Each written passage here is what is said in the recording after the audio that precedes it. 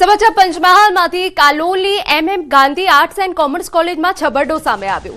પ્રશ્નપત્ર વહેંચણીની આખી સિસ્ટમ ખોરવાઈ ગઈ। સેમેસ્ટર 4 ના બિઝનેસ મેનેજમેન્ટના પેપરમાં સેમેસ્ટર 2 ના પ્રશ્નો પૂછાયા। પરીક્ષા આપવા વિદ્યાર્થીઓ અટવાયા હતા।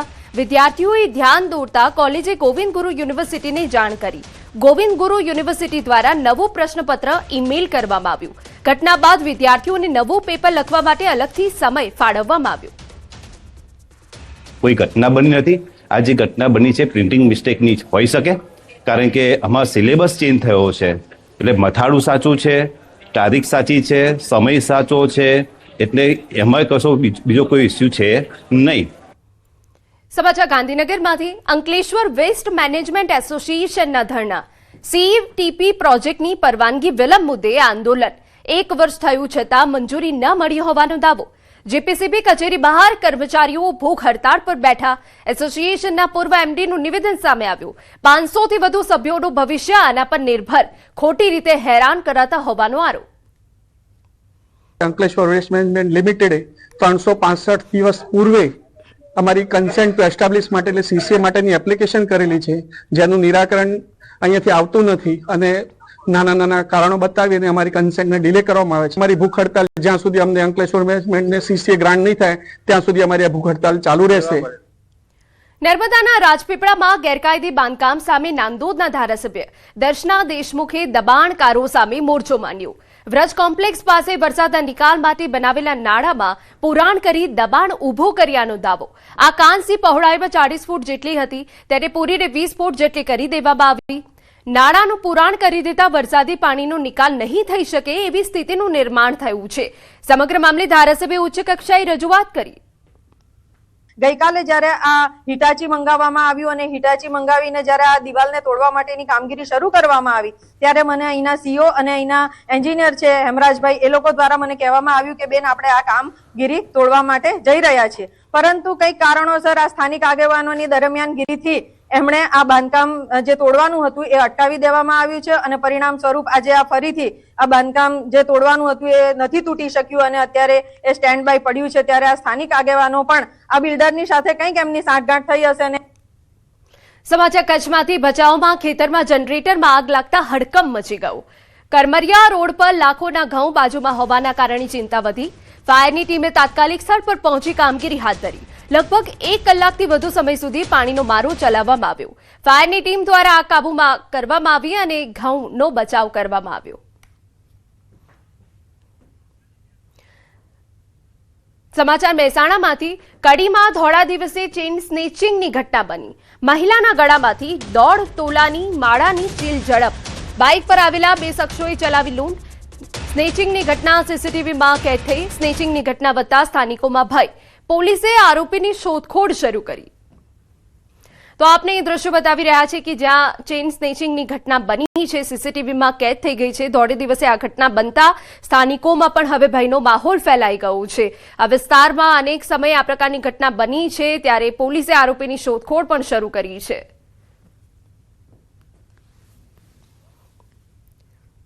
સમાચાર રાજકોટમાંથી ગુનાહિત પ્રવૃત્તિ આચરતી ગેંગ સામે ક્રાઇમ બ્રાન્ચની કાર્યવાહી।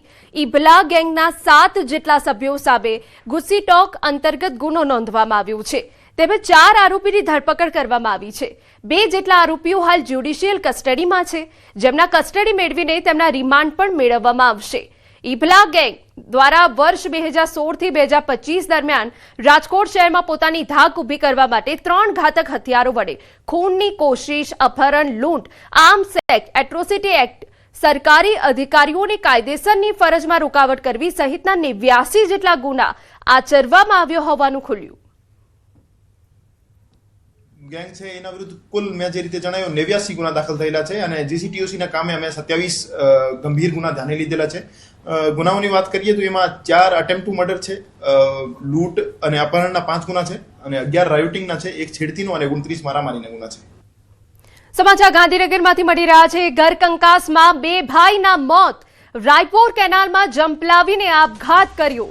નાના ભાઈને બચાવવા જતા મોટો ભાઈ પણ ડૂબ્યો। અમદાવાદના યુવકનો ઘરે ઝઘડો થયો હતો। પારિવારિક ઝઘડા બાદ યુવકે કેનાલમાં છલાંગ મારી। અમદાવાદના યુવકનો ઘરે ઝઘડો થતા આપઘાત કર્યો। ફાયર વિભાગે બંને મૃતદેહ બહાર કાઢ્યા। અન્ય મહત્વના સમાચાર આણંદના ઉમરેઠ વિધાનસભા પેટા ચૂંટણીને લઈ રાજકીય ગરમાવો વધ્યો છે. એનસીપી દ્વારા આ પેટા ચૂંટણીમાં ઉમેદવાર ઉભો રાખવાનો નિર્ણય લેવામાં આવ્યો છે. પ્રદેશ પ્રમુખ નિકુલસિંહ તોમરે જણાવ્યું કે પૂર્વ ધારાસભ્ય જયંત બોસ્કી પાર્ટીની પ્રથમ પસંદગી તરીકે પ્રબળ દાવેદાર છે. જો કે પાર્ટી દ્વારા માત્ર એક જ નામ પર નિર્ભર રહેવાને બદલે અન્ય વિકલ્પો પર વિચારણા કરવામાં આવી રહી છે. તોમરે વધુમાં જણાવ્યું કે વર્તમાન જ્ઞાતિ સમીકરણને ધ્યાનમાં રાખીને અંતિમ ઉમેદવારની જાહેરાત કરવામાં આવશે. ઉમરેઠ બેઠક પર રાજકીય હલચલ તેજ બનતા આવનારી પેટા ચૂંટણીમાં રસપ્રદ ટક્કર જોવા મળશે એવી શક્યતાઓ છે. એનસીપી ઉમરેઠ વિધાનસભાની અંદર પોતાનો ઉમેદવાર રાખવાની છે. અમારી વાત પહેલાં જેવી રીતે મેં પહેલાં બી આપને કીધું હતું કે જયંત પટેલ બોસ્કી ત્યાંથી એમએલએ હતા 2 વાર, ત્યાં વિધાનસભા લડી ચૂક્યા છે. તો અમારી એમની જોડે વાત ચાલુ હતી, પણ જાતીય સમીકરણ જોઈને અમે કેન્ડિડેટ શોધી રહ્યા છે. અગર જયંત પટેલ બોસ્કી સાહેબ નહીં લડવાની ઈચ્છા નહીં હોય તો એનસીપીથી ત્યાંથી ચુનાવ લડવાની છે. જાતીય સમીકરણ જોઈને અમે ત્યાં ઉમેદવાર ઉતારવાના છે. આણંદના ઉમરેઠ વિધાનસભાની પેટા ચૂંટણીને લઈ કોંગ્રેસ પાર્ટી સંપૂર્ણ સજ્જ છે. કોંગ્રેસ દ્વારા સંભવિત ઉમેદવારોની યાદી હાઈકમાન્ડને મોકલવામાં આવી, જેમાં ભૃગુરાજ ચૌહાણ, કોકિલા ચાવડા મજબૂત દાવેદાર. જાણવા મળ્યું છે કે 5 થી વધુ લોકોએ આ પેટા ચૂંટણી માટે દાવેદારી નોંધાવી છે, જેના કારણે ઉમેદવારી માટે જોરદાર સ્પર્ધા જોવા મળી રહી છે. ચૂંટણી કાર્યક્રમ મુજબ 6 એપ્રિલ ઉમેદવારી પત્રક ભરવાનો છેલ્લો દિવસ છે. ત્યારબાદ 7 એપ્રિલે ફોર્મની ચકાસણી હાથ ધરાશે. 9 એપ્રિલ ફોર્મ પરત લેવાની અંતિમ દિવસ રહેશે. 23 એપ્રિલે મતદાન યોજાશે, જ્યારે 4 મેના રોજ મતગણતરી હાથ ધરવામાં આવશે.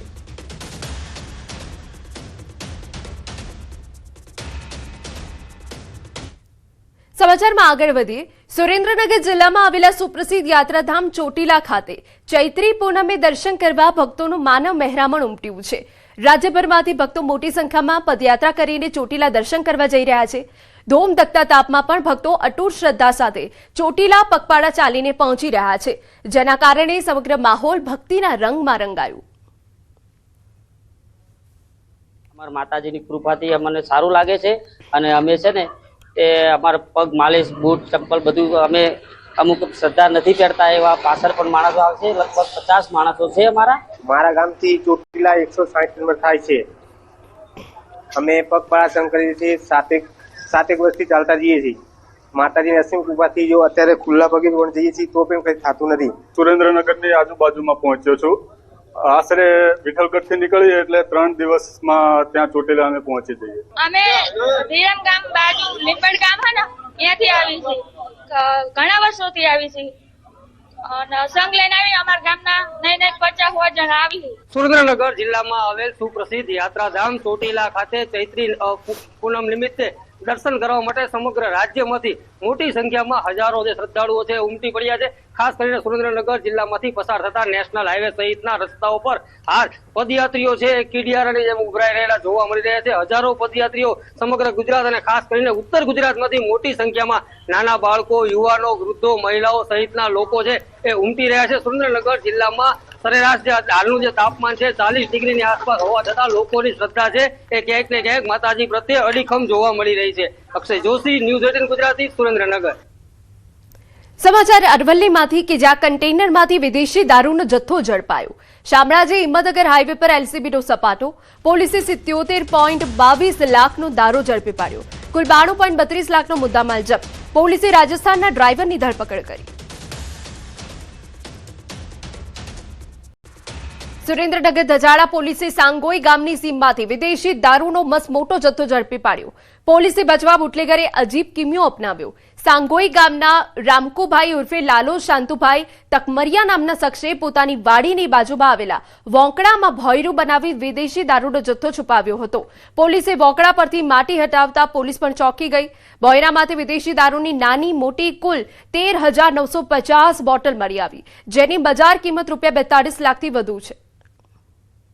અમારા સંવાદદાતા અક્ષય વધુ વિગતે વાત કરવા જોડાયા છે. અક્ષય, પૂરી અપડેટ. જે ચોક્કસથી વાત કરવામાં આવે તો સુરેન્દ્રનગર જિલ્લામાં ખાસ કરીને હવે શહેરી વિસ્તારમાં પોલીસ દ્વારા વિદેશી દારૂના કટિંગ પર ધોંસ બોલાવવામાં આવી રહી છે, ત્યારે બુટલેગરો છે પોલીસથી બચવા માટે અવનવા કિમિયા બનાવી અને ગ્રામ્ય વિસ્તારોમાં વિદેશી દારૂનો જથ્થો છે એ મોટા પાયે છુપાવી રહ્યા છે. ત્યારે ગજાડા જે પોલીસ મથક વિસ્તાર છે એના છેવાડાના ગામમાં જે છે સાંગોઈ ગામ, ત્યાં જે ખેતરનો માલિક છે પોતાના ખેતરની બાજુમાં એક જે નદીનું નાનું વહેણ આવે તેમાં કાચું ભોંયરું બનાવી અને વિદેશી દારૂનો છે મસ્ત મોટો જથ્થો છુપાવ્યો હોવાની બાતમી છે ગજાડા પોલીસને મળી હતી. અને પોલીસે જયારે સ્થળ પર દરોડો પાડ્યો અને ભોંયરા પરની જે માટીનો જથ્થો હટાવ્યો ત્યારે ખુદ પોલીસ પણ ચોંકી ઉઠી હતી, કારણ કે એ ભોંયરામાંથી અંદાજે 13,000 થી વધુ વિદેશી દારૂની નાની મોટી બોટલો મળી આવી હતી. પરંતુ પોલીસના દરોડાને લઈને બુટલેગરને અગાઉથી કદાચ જાણ થઈ ગઈ હોવાની આશંકાને લઈને બુટલેગર ફરાર થઈ ગયો હતો. ત્યારે પોલીસે હાલ 42 લાખથી વધુનો જે વિદેશી દારૂ છે એ ઝડપી પાડી અને બુટલેગરને ઝડપી પાડવા માટે વધુ તપાસ હાથ ધરી છે. બિલકુલ આભાર તમામ વિગતો બદલ. તો વોકડામાં ભોંયરું બનાવવામાં આવ્યું હતું, જેમાં દારૂનો જથ્થો મસમોટો જથ્થો છુપાડવામાં આવ્યો હતો, પરંતુ પોલીસની નિગરાણી અને દરોડા પાડીને આ તમામ જે જથ્થો છે તેને કબજે કરી લેવામાં આવ્યો છે. ગજાડા પોલીસે સાંગોઈ ગામમાંથી મોટા પ્રમાણમાં દારૂ ઝડપી પાડ્યું છે.